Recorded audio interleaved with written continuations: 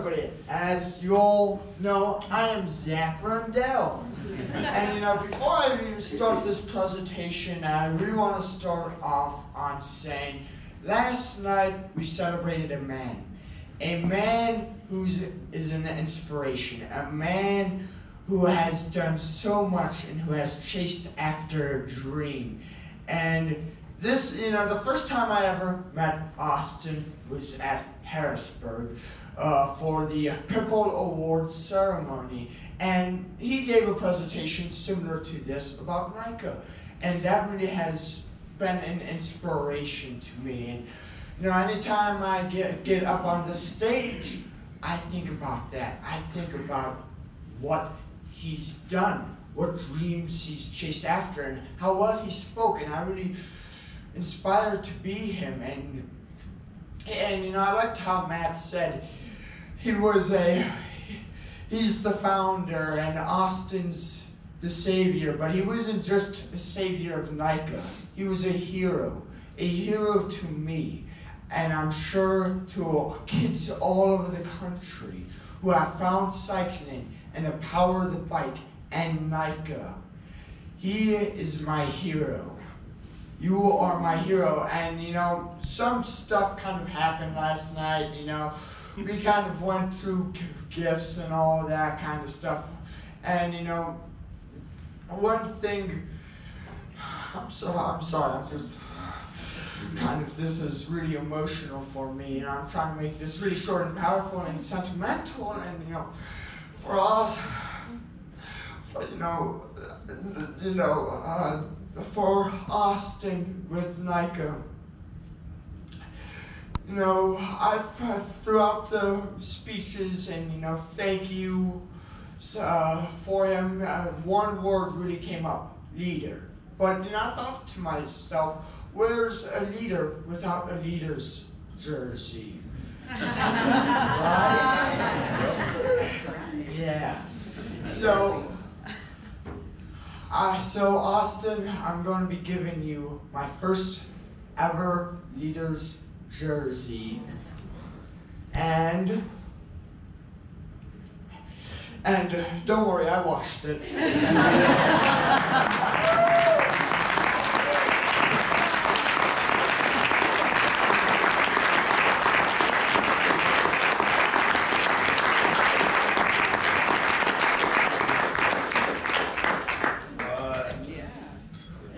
This jersey represents a leader. This jersey represents a guy who's done so many sacrifices and chased after a dream. And believe it or not, this guy was the person who presented this jersey. And if it wasn't for him or any of you guys here, I probably would be in a mental hospital, or my life would have been totally different. And thank you, Austin. Thank you, everybody.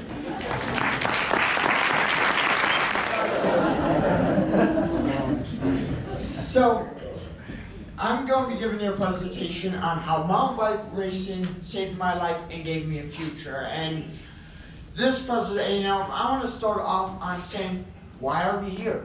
What's your why? You don't have to say it, but I want you to think about it for a moment. And think about why you are with NICA. Why are you coaching? And why do you really want to make an impact on these students? Like,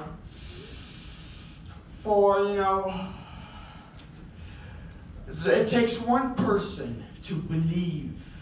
It takes one person to believe in a single student athlete. It could really go a long way. And you're that person. You too. And the guy way in the back. We are all that person.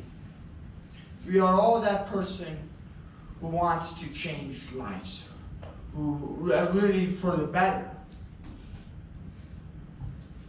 This talk is about the long and difficult journey of childhood and lost childhood.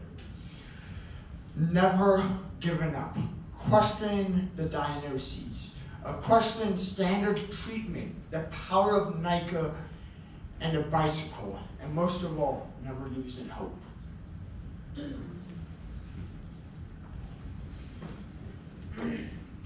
So, when I was a kid, I was like any other kid, but I was very hyper and really off the walls like I am now. Nothing really has changed that much, and you know, I also had a temper. So when I didn't get what I wanted, I screamed and pout and cry, and you know, and I learned that I can't do that. And so, you know, that really, you know, it was kind of tough for me as a kid to kind of get that. And so I started school. And for school, the school was fine at first, but I didn't really get the academic side of it. You know, it kind of seems like I was having a lot of trouble with the math, and like reading, math, spelling, and I just couldn't read. Like my brain really didn't operate like that, and you know, I knew it, but I had no way to express it. Because worse yet, I had a speech delay. So people couldn't understand me. And so you guys probably noticed this accent right here, right? Alright, so this accent, just imagine it 10 times worse. So you could barely understand me. It was gibberish. That's what it was. I basically made up my own language. Hee-haw and Dabinda. Dabinda means chicken fingers and hee-haw means Santa Claus. And so when people didn't understand me in school, and when I'm, you know, doing my work, asking for help, and they're like, what's wrong? And you know, they just didn't know, and you know, I just got really mad, so I scribbled all over my worksheets and ripped up pages. And you know, I really started to kind of dislike school a lot, and you know, I got so mad one day, I ran under the desk, screaming like a lunatic, screaming like I was hurt. And so I was put into special ed classes, and these special ed classes didn't really help me. You know, I really didn't have a lot of fun. I didn't really have a lot of fun time, and I wasn't learning anything.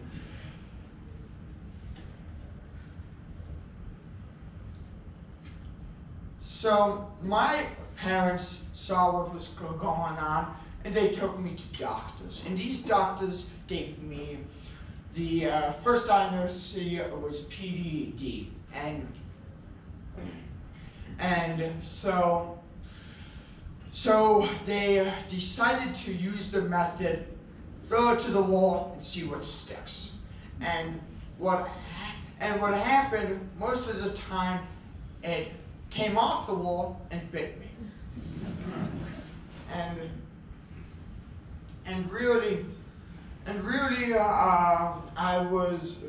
So what happened is that these doctors really weren't sure, and they gave me these medications, and something was still wrong. I was flipping out more. I was stabbing students, my peers, with pencils. I was really tearing books. I was throwing stuff across the classroom. I was knocking over desks. So they took me to more doctors. They gave me more diagnoses, and they gave me more medication. And this all happened over a 7-year period. And I did whatever it took to get out of school. I threw garbage cans out the window. I broke a toilet lid and stabbed a teacher with it. I really, and so what happened with all of that people just didn't understand me. You know, I just couldn't really express myself and stuff, and I'm swirling in this black hole with no light or no pathway to get out of.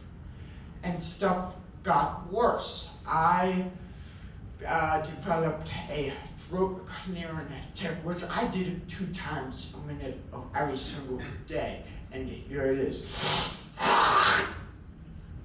So it really annoyed a lot of people, and you know, the teachers really thought that was disgusting. I'm sure you all do now, I do. I feel like, but truly. And so I began hearing voices, and these voices came with incredible urges. And these voices told me to kill my parents, kill my brother, and kill myself as just that young boy. And I didn't know what to do. The school life really is kind of now, the whole thing's now kind of affecting home life, because I'm staying up basically every night because I just can't get to bed because these voices are hammering down on me. And I remember going in the foyer screaming like, "Get these out of my head!" And once I thought I was a werewolf. So I ran outside in the middle of winter with bare feet, shorts, and a t-shirt with a foot of snow outside. And it took my brother and dad 45 minutes to catch me. And so my parents took me to the best doctors, maybe for kind of a few hours, because I wanted to play so bad. I wanted to be in a game. I wanted to be really with kids my own age. And they told my parents, "We're afraid of him." And rightly so, but I wouldn't have done that to really any other kids in my neighborhood. This is not a school environment. This is outside, the woods I love. And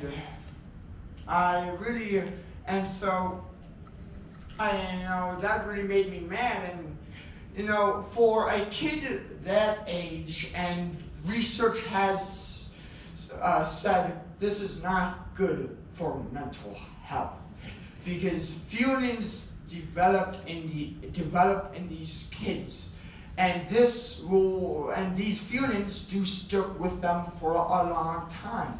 And I do admit I still have some of those feelings.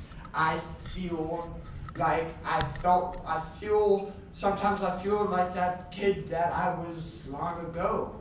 And I really wanted to be included. I wanted to go out there and play. I wanted to say, "Hey, Zach, how are you? High five." And so I got put into mental hospitals, and I was in these mental hospitals sometimes for months. Couldn't really see my parents. And my parents decided to throw out this idea: let's take him off the medication and see what happens. Let's see let's see how he acts. And they said, no, we need him on the medication. The insurance won't pay for it. That's bad. That is really bad. And so my parents decided to take me off decided to take me out of the mental hospitals, but problem still faced us. No school wanted me. In the whole entire area, I got kicked out about 10 schools. And so they hired a coworker, and his name was Mr. Jeff, and he really was an inspiration in my life. He believed in me.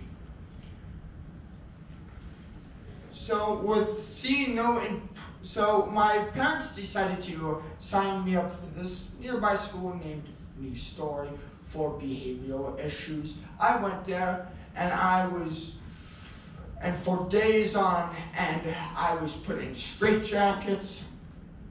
I was put in quiet rooms, and home life's not really getting any better either. I was doing caveman drawings on the windows. When a babysitter comes, I pee off the balcony or and she locked herself in the office, chopped the door, and got her keys and locked her car keys in her car. And slowly, with seeing no improvement, my parents secretly and slowly replaced medications with look-alike vitamins. I had no idea this was going on. So now, some months passed, and my temper and my issues are starting to slowly disappear. I'm feeling better, and now I'm starting to, and the accent really started to clear up, and I started to really kind of learn. I started to get numbers and read it. And the change of the tick and voices went away. So I felt like a free man. But it really took a lot of work to get that tick away. Those voices just slowly vanished in thin air.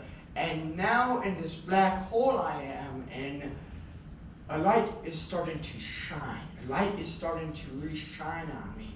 But there's no path for me to get out.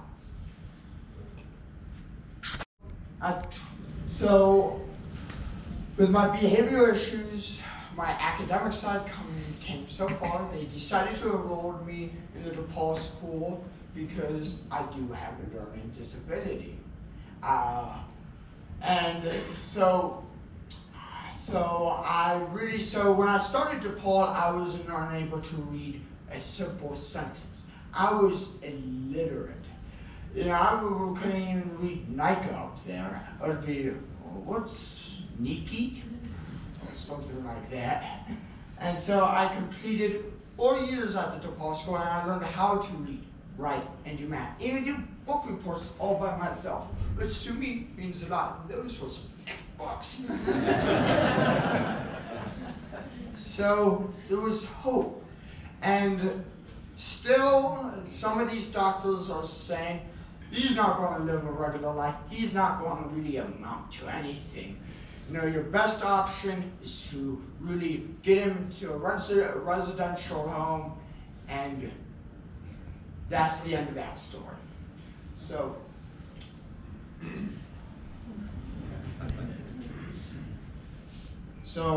there was hope.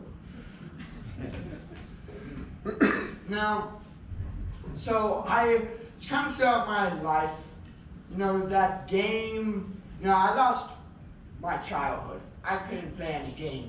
And I really begged my parents to sign me up for a sport. We tried lacrosse, football, basketball, you name it. I did it.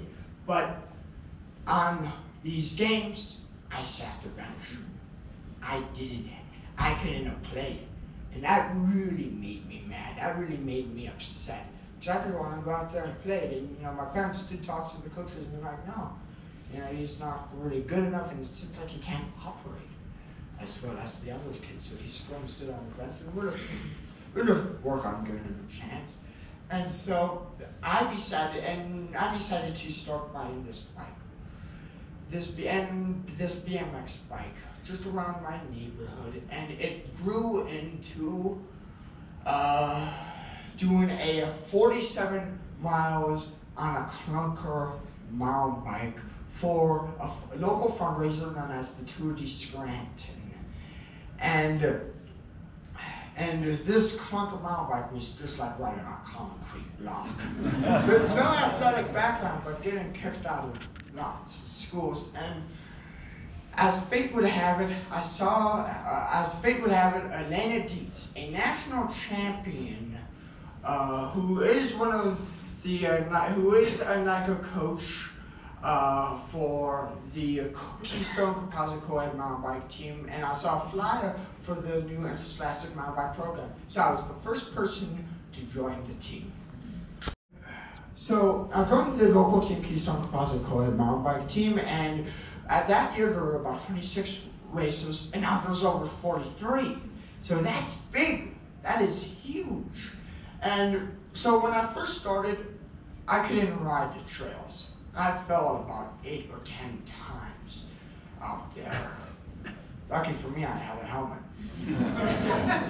But if I fell, nothing really would knock around up there. So I did have trouble at first, but I rose above that with my coaches and got the skills I needed. I went out there and thanks to my dad, he drove me to the places I needed to go to session all these tough trails and just the trails and regular. And I was on a team for the first time. This really meant a lot. And you know, I'm different, I'm a bit different, but here in this environment, they just accepted me as one of their own. They included me. They said, hey Zach, high five. And they really, you know, for me to get included like this really meant the world for me. And it really was very important for me. So I started to do some races before the purple season began.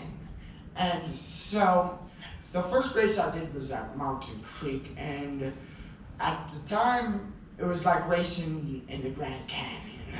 There were a lot of rocks and lagos that day, and I didn't finish the race. But something about racing, something about cycling and regular, I just had this passion for it. I just felt this love. Anytime I got on the bike, and you know, anytime I was having a bad day, I just got on the bike and I rode for about 2 hours, and I felt all better. I felt like myself.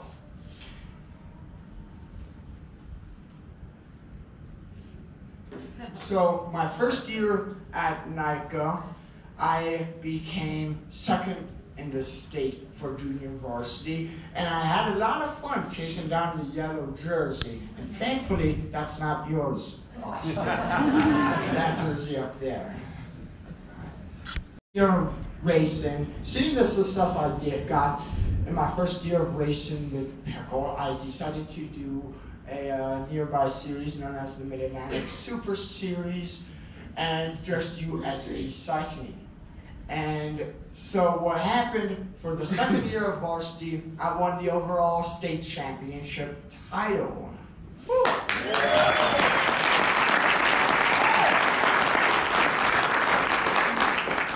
And you know, when I went to these races, they amazed me. They were super organized and nobody sat the bench. And this is what we need.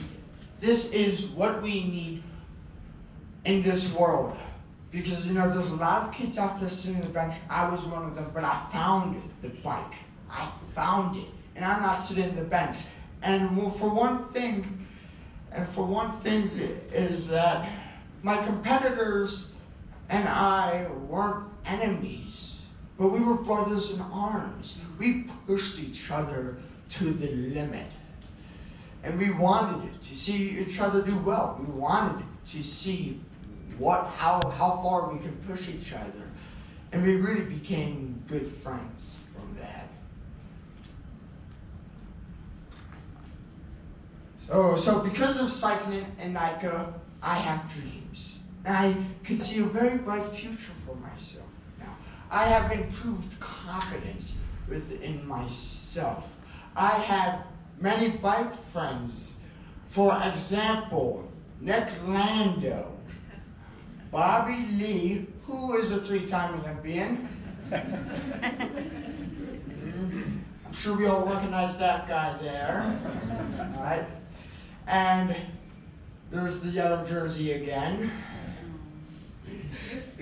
So things really turned around for the better.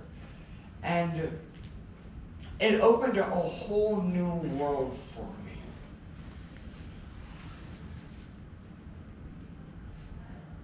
And I know I'm different, but I accept who I am. So last season I raced H2H in Category 1's men division as a junior, and I won the series. Thank you.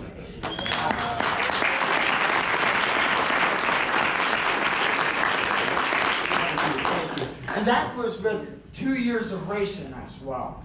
And this year, I'm doing great. So, one thing that, so the time at the DePaul school was great. I graduated and I was ready for the new chapter in my life. And I entered Abington Heights High School, and that was not the best experience.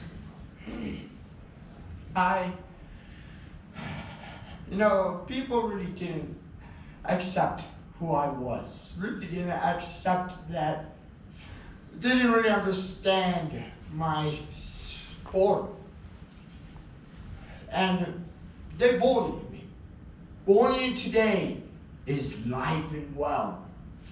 One kid, for some unknown reason, spit in my face.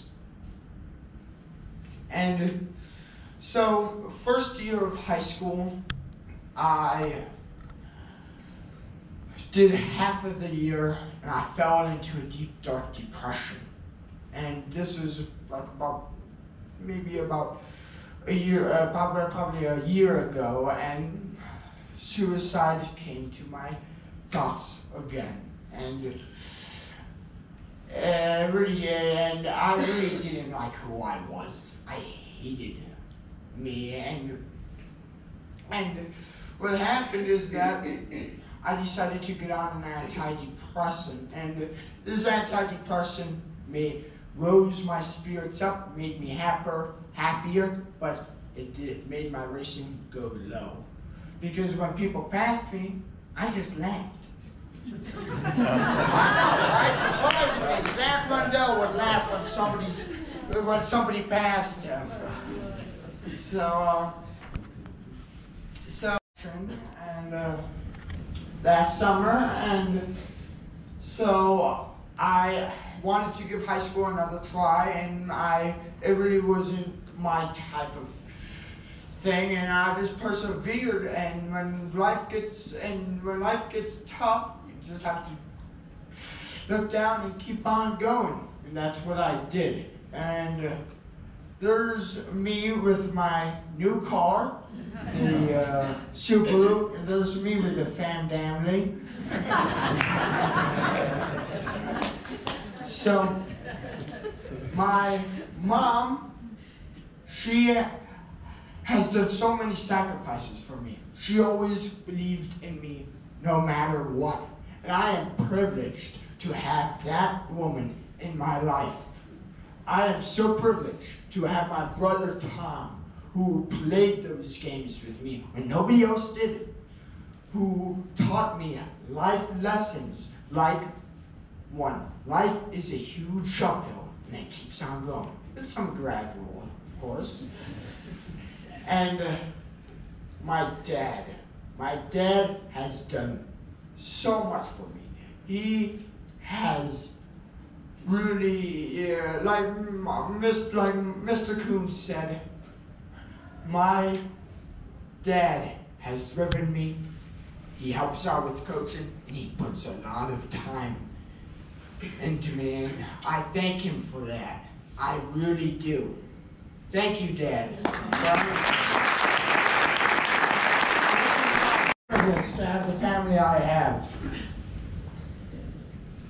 So, my final message is never give up. No matter how big that mountain gets, no matter how steep it is.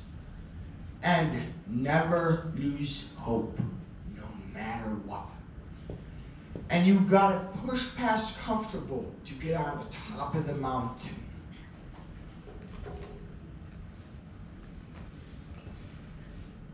To affinity and beyond. I am a Category 1 men's racer. I got my international license.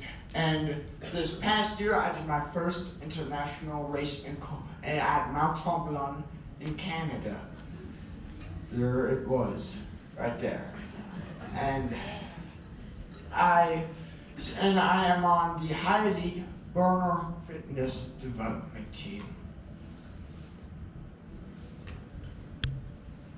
So I really want to spread my passion. I want to let people know that who are a bit different or even not different, to say you got a passion. You matter in this world. You just have to work a little bit harder to find it. And I want to help. And I'm going to be a volunteer coach for my NICA team, Keystone. And I love to help build trails. I love seeing the community grow. And you know, trails aren't just for riding. Trails, I've learned from stewardship and building trails. Trails brings a community together. It builds one, and it connects it really connects a community. This past year I got my USA Cycling Officials license. So you could officially say I'm a USA Cycling official. So we all know I got a car. I have been telling my story all over the country, Temple University, statewide conferences, for example, like Maryland and Pickle, which reminds me, Maryland, thank you for all the support. But remember, I'm not Mickle.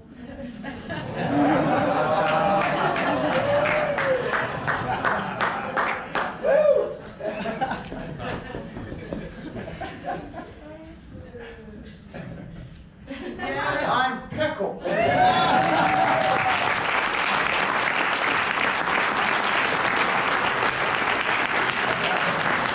So now I've been telling this presentation to schools and middle schools, and I am here in Sun Valley, Idaho. Yeah, it's a big thing. It's really a big thing, and I hope to encourage others like me. I hope, you know, we all do. We all want to make an impact. We all really want to do wonders. Okay, so it's still a rocky path. School peers have been tougher. No, school peers has been tough, and school peers have been tougher. School peers do not understand my sport, and I am now working at the upcoming bike shop of Veloci Scranton, and I am doing, in my area, bike shop. I am also doing landscaping. I own my own landscaping business. And I really am focusing on racing and motivational speaking. So, I hope my talk was inspiring to all, and especially to those who are a bit different. To those who are not different, I hope that you would think before you dismiss those around you who are different. And for those who are different, like me.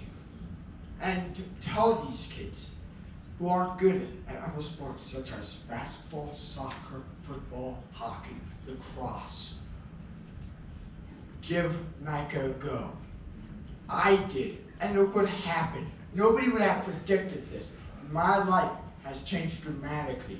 I now have a focus and a reason. I will always be in some way a part of cycling. So give NICA a try. It might just be for you. And thank you for your time.